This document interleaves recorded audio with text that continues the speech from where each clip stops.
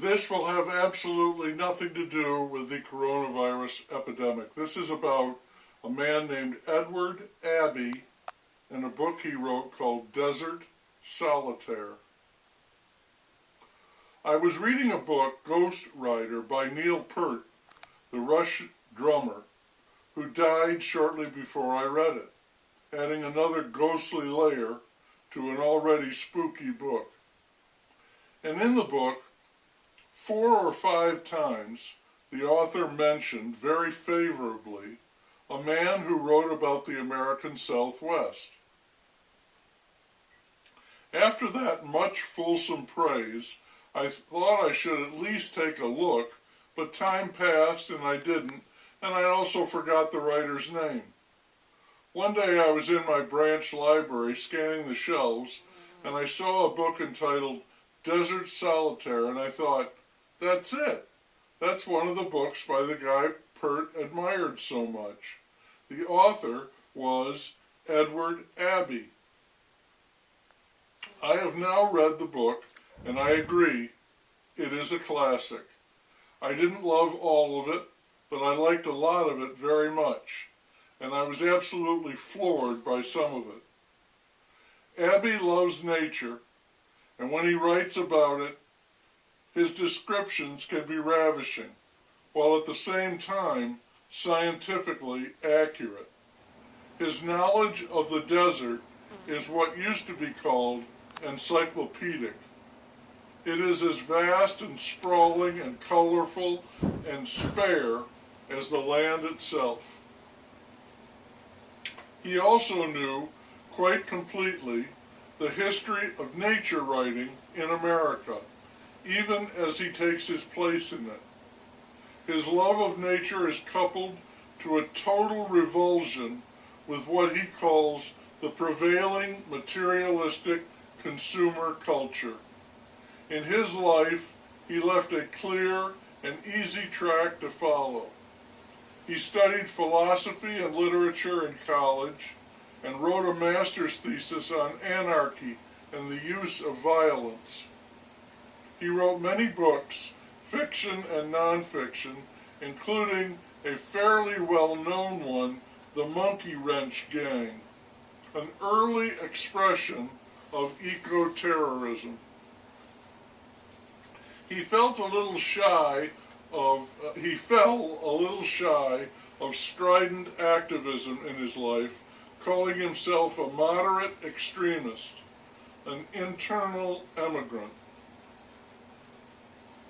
He put himself firmly in the tradition of Thoreau, but chose, instead of a pond in the woods, to live in a desert. I am here, he wrote, not only to evade for a while the clamor and filth and confusion of the cultural apparatus, but also to confront immediately and directly, if it's possible, the bare bones of existence, the elemental and fundamental, the bedrock which sustains us. He worked seasonally as a ranger in the Arches Monument Memorial in Utah, leaving, sadly, when the place was developed to provide easier access to the motor cars of the tourists. Slavovius Americanus, the industrial tourists, he called them. He thinks about writers who climbed mountains and those who have sailed the seas. He calls himself a desert rat and wonders why the hot, dry, bleak, apparently bleak, landscape attracts him so powerfully. I generally prefer to go into places where no one else wants to go, he writes. The only drawback to being alone is that there is no one near to help if danger finds him. He has some narrow escapes and scrapes. He liked being alone. Sometimes he feasts on it, revels in the solitary existence. A man can never find or need better companionship than that of himself, is the way he put it. He was married 5 times, and I think he had 5 children. He kept trying the love relationship deal, but it didn't work out because he was always wanting to hit the trail and be very quietly and very selfishly all by my lonesome.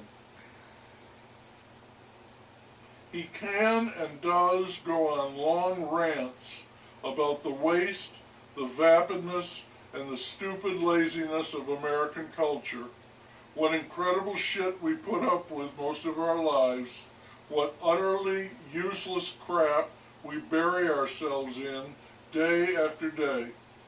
In contrast, wilderness is not a luxury, but a necessity of the human spirit, and as vital to our lives as water and good bread. One of the best parts of the book was a trip down the Colorado River with a companion in Glen Canyon shortly before it was filled with water and mud because of a dam.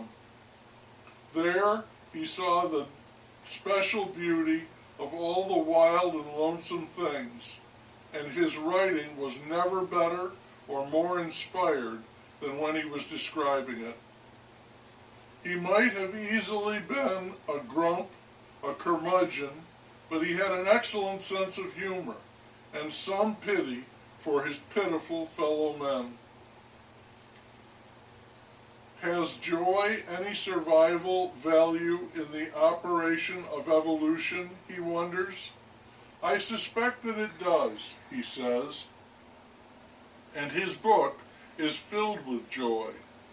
Also, exploration, discovery, that vivid description, and meditation.